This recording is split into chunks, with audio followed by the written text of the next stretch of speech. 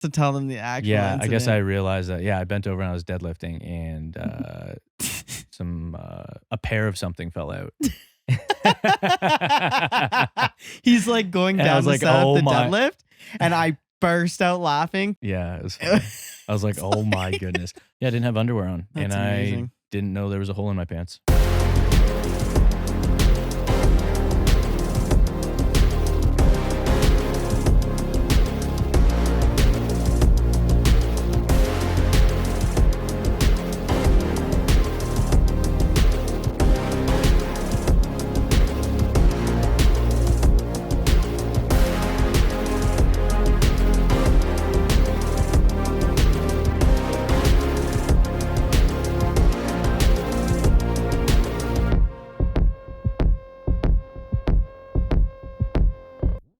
So I had asked people to give us some podcast topics. So now we're going to go through everyone's top picks. Top picks. The topics. I have a photo on here of me flushing from niacin. I don't think I showed you. Whoa, that's a legit flush. Yeah, that's a flush. That's a flush. We should take a heavy dose of niacin, both of us, And for an episode. niacin? I don't know if niacin with Zin is a good combo. No, it's not a good combo. I feel like it'd be. Oh, it's the same thing. Both nicotinic acid. Yeah, they're distant cousins. Oh, they're distant cousins. Oh. Are you sure they're Half not brothers? first cousins? No, maybe not. Half brothers. I'll have to check the family tree. All right. Okay, hit me. Someone just said, "Been waiting, y'all." So Good. So were we. We'll leave you not waiting now. Yeah, we were just my brain busy wasn't lollygagging. You need some Zin. Sharpen up. No, the I'm mind. still feeling it from last week. I'm literally still feeling it from last week. Okay. Well. Okay. Health foods. They put in quotes? Yes. Okay. / drinks that aren't healthy. But their market is healthy. Walden Farms. Sorry. Guess they're not going to sponsor us. It's full of like, I don't know someone that doesn't bloat off Walden Farms. I'm sure some people digest. Yeah, maybe. For sure. I just when like people think it's like a healthy option for like, especially the syrup, right? Mm-hmm. 0 calories. Nothing is 0 calories except water. Okay, here's how I look at artificial sweeteners and artificially sweetened low calorie, no calorie sauces and products in general. For Gen Pop, just make room in your diet for a fully sweetened, normal, as close to single ingredient whole food products as you can. Yeah. You know what I mean? So in general, I think. Right? When you're in bodybuilding prep and you're a competitor, you're already going to be taking risks. And not to say that there's risk involved with those, because maybe some people see them as safe, some people don't. I'm not going to make a claim on that either way. But it's one of those where it's like, if as a competitor, you're looking to leverage every single angle you can.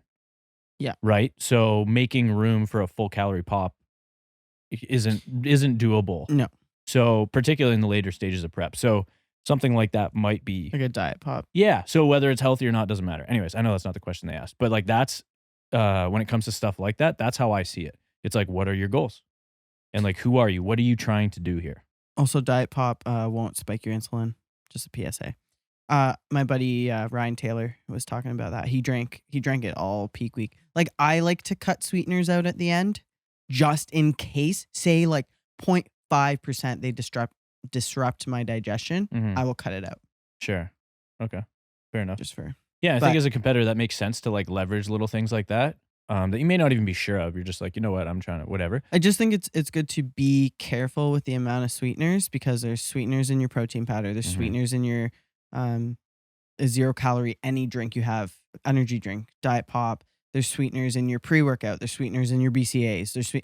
It's just like overload. And then some people are taking like Mio or other like water enhancers and just sipping on it all day, or BCAAs. And then before you know it, you're like, I literally just had sucralose all day. It's like, just drink plain water and then make some lemon in make room for a Sprite if you want later on. Yeah. You know, like that's fine. I agree. Okay. We didn't really answer the question though. Well, you said Walden Farms.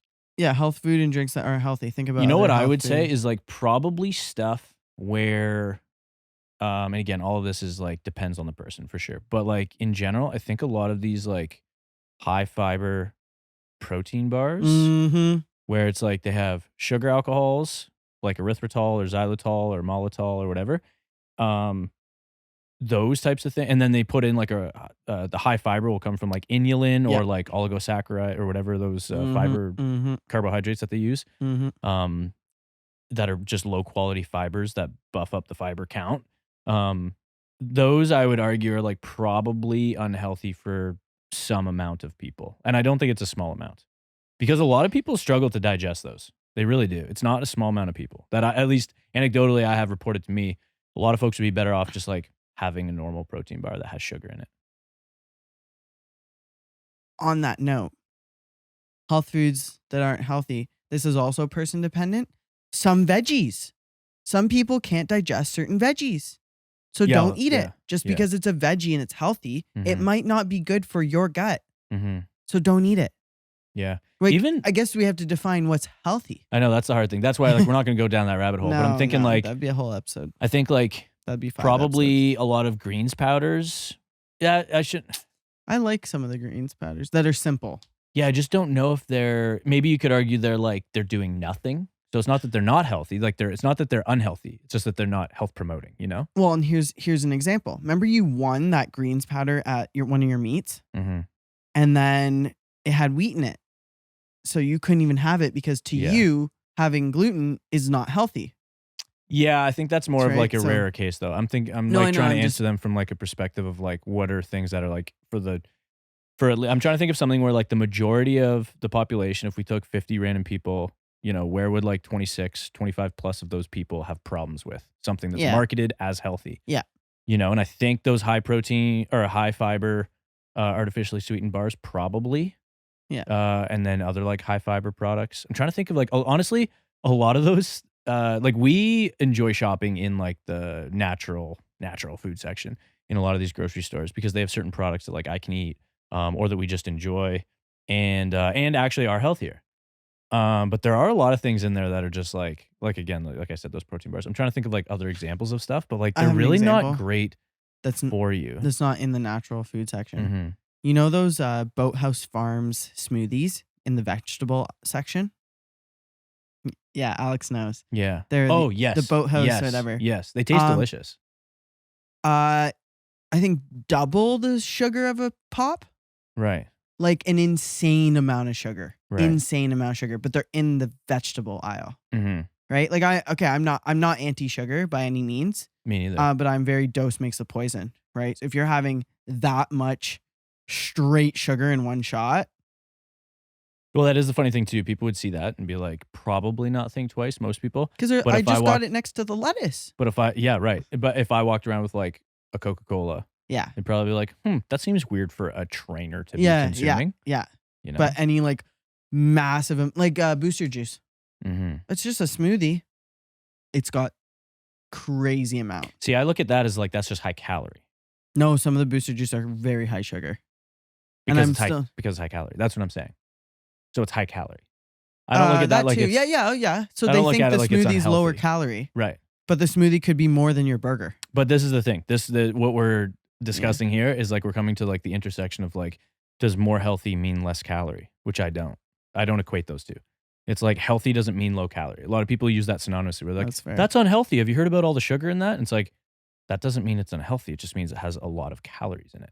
Sugar is just energy. No, I understand. I think what I'm getting at is like, say for instance, like 200 grams of straight sugar, and I'm talking like refined white sugar in Yeah. one sitting, probably not great. How many grams? Like say 200 grams. I'm just yeah, I mean, that would throwing be a out full a crazy meat. number. Yeah, I don't know. Yeah, they don't have 200 though. But I mean, some have 100 in Those one shot. Boathouse Some of smoothies? the Boathouse smoothies are like from what I remember looking at the nutrition label, I was like, no Okay. wonder. Yeah, this I don't is know. I don't know what delicious. the nutrition facts say. Anyways, Okay, next. that's enough. That's enough. That was our buddy Ruben Dale asked that one. Nice shout out Ruben Dale. I'm gonna shout out everyone. Supporter of the show. Our buddy Greg Martin said, "This is awesome. Can't wait. Favorite podcast to work out to. Nice. Appreciate it." Love you, Greg. Greg's my boy. I don't know Greg. Yeah, he made a post for us one time. Do I know Greg? He's a fan. Sorry, Greg. I know you now. My don't- client Charlie, this will be a question for you. Yeah. How to help clients make healthier habits without making them feel on a strict diet? Ooh, that's a good question. This is more so your style of your Vallejo. You're wearing it right now. Yeah, probably the biggest overarching thing is minimizing general restriction overall. So what that means is having a very short list or 0 on that list of foods that are not permitted. That's like probably the first thing, is making sure all foods are allowed. And then working from there instead of starting off with, you're not allowed this, which is super common when people start a diet. And that inherently creates feelings of restriction because it is highly restrictive. So starting from a place of abundance is, I think, one of the most healthy things we can do to help people feel like they're not on a diet. And these are definitely people not prepping. Yeah, Contest just the prep average is person. the extreme. Yeah, you have to be. You're going to feel restricted when you're prepping. You have to be restricted. Yeah. But for the average person, that's probably the big one. That's good. Yeah.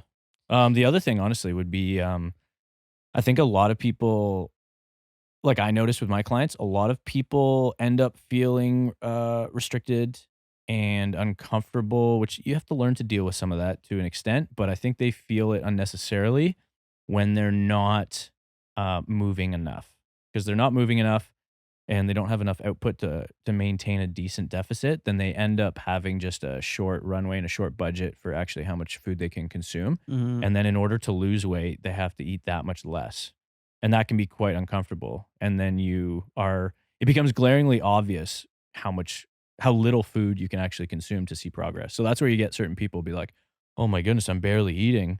And some of them are just not tracking their food well. But a lot of them will feel like, oh my goodness, I'm barely eating and the scale's not moving, or it's not moving as fast as I think. Like, you're probably not moving that much. Yeah. So one way you could improve the feelings of improve basically the perception of like how much you're not on a diet and decrease feelings of restriction is just to move more.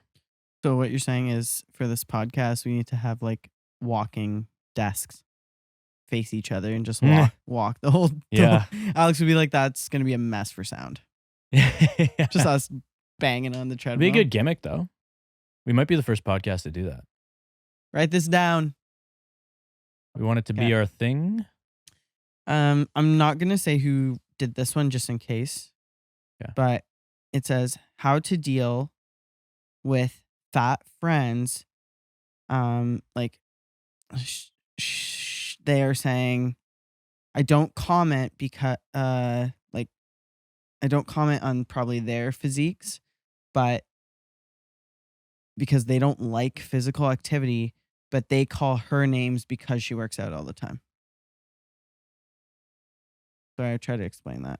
Basically, They just word it weird. this person's friends don't work out, aren't healthy per se to say our standards. Yeah. And she works out a lot. They make comments like, why are you always at the gym? What's the question? How to deal with that? How to deal with that? Honestly, that's a tough one because I've never had that problem. Because that's a tough one. Because if you have strong social bonds with people like that, that is tricky because you have different They goals don't in support you. Yeah. Yeah, that's a tricky one. I think like ultimately it becomes one of those things where it's like, well, one of your options is to just hang out with those people less.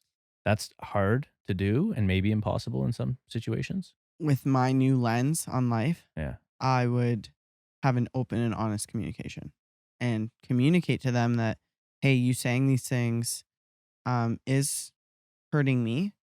And I want to know why you feel like you have to say those things. Because maybe Very mature of you. Maybe they just don't understand it. Maybe they want someone to show them how to work out. Maybe it's not that they don't like it. They just never tried and they're scared and whatever it might be. And then so instead of seeking help, they're just bringing you down because they see you as better than them. That's probably the best option. Bring you down. That's to the most level. mature option. Yeah. That's good. The other one is the third option is just is improving how you manage it. You mean which is hard. cutting them out of your life forever? Yeah. Well, I mean, that's the first option. That's what I said. That was the first option. Oh, hang out with them Yeah, less. yeah. Yeah, The you did. third one would be just like dealing with people's comments and not letting it latch onto you as tightly, which is hard for a lot of people. Yeah. Can you be lovers if one of you doesn't lift? Oh, yeah. Oh, I say no. Oh, you can't personally. Personally. Right. This is But can someone do that? Yes. Oh, yeah, sure. Yep. But Yes or no question? sometimes Yes. there's problems. Sure, but I don't. I think it that's not- depends That's how not a problem. I think it depends how deep you are in the fitness industry. that, but also it Like also I couldn't be with someone that doesn't lift. also it depends on how supportive they are. That's fair. Because it's going to be one of those things where it's like, my partner doesn't ride motorcycles. Like, yeah, you probably can have a loving relationship just fine. You know what I mean? You can be really into your bikes. It's all good. Yep. You can be into a lot of hobbies without your So partner I guess being it into just says you, and I took it as like it's a question for us because it's our podcast. Right. So what about you? Yeah, I wouldn't. Yeah. I think there's room for me you wouldn't need to do that for me to have a loving relationship. Oh, you don't need someone. Mm-mm. Oh, I Mm-mm. do. No, what would be imperative for me would be taking care of themselves physically in some way, but they don't need to lift. Fair. Yep. An appreciation for their fitness and health. That does matter. I think if I'm being honest, as a woman with muscle, I have to be with a guy that has muscle Sure. because that just maybe it's different between the genders. Next. Finding a soulmate. Go to the gym. I'll just answer that one. That was the question? Well, it's like a multi-part question. Okay. Like how to deal with stress eating.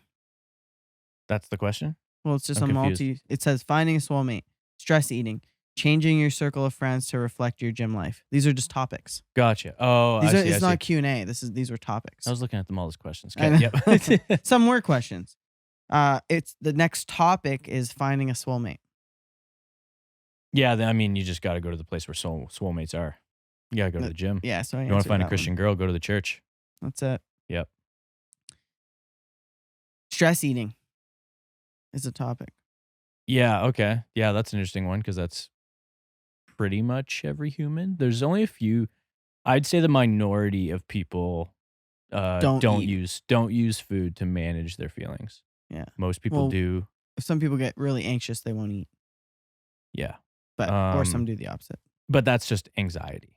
Oh, true. Stress in general, a lot of uncomfortable feelings, people will still like go to food or something. Yeah. Something that's calorie containing, something that's would be deemed as food for sure. Just super interesting because I think so the interesting thing about stress eating and then the kind of logical end of that, which would be like food addiction essentially. It's I've talked about this with clients many times where it's like it's one of the most insidious addictions because compared to every other addiction, well, I shouldn't say pretty much every other addiction, unless you had some weird water thing, which you could maybe group that in with food. But it's the only addiction that you can't kick cold turkey. You have to learn a healthy relationship with food Because you have to eat it. because you have to eat. Mm. So it's like I can kick cocaine, cold turkey, and never touch it again and live a healthy, fulfilling life. You know, I can kick online shopping and live a healthy, fulfilling life, and I can never do it again. But with food, if you use that as a coping mechanism, and it becomes an addiction and a crutch for you, then it's really tough because it's not something you can stop cold turkey. You can't even stop it really for a day. I mean, you can stop it for a day, but you can't really stop it for a week. You can't really stop it for a month. If you stop eating, you'll die. So you have to, at some point, develop a healthy relationship if you want to live a healthy, fulfilling life. So that I think, that's the one aspect. The other one that makes it insidious is that it's so socially acceptable. You know, it's one of those things where it's like a classic example would be like going to a family event or a social function of some kind, and you have someone's hosting and they serve you food, and then you're done your first plate, and then they go, "Hey, have some more here," and they're already scooping seconds on your plate. Or you say no, and then they try and push you for more because they want to serve you, and it's especially because they want more. or because they want whatever. They But want I think people people to are just join them. generous and they're just giving. Yeah, or they want to join in. They want someone to join them on seconds as well. They don't want to be the only one, so that's a thing as well for sure. That's a tough one because you equate that to something like alcohol or drugs, and there's a lot of situations where if someone has had enough booze, you'd equate that to like had enough food, where you're like, oh no, I'm full, I don't need any more. It's like, well, I've had a number of drinks, I'm okay, I don't need any more. There's in most circles, I think like most people would be like, they would respect that. Be like, Mhm. okay, you don't need any more drinks or whatever. I'm sure in some they're not that way, but I think food is like it's the toughest one for that reason. Okay, we got time, probably 2 more quick ones. This could be super quick. Most embarrassing thing that's happened to you at the gym?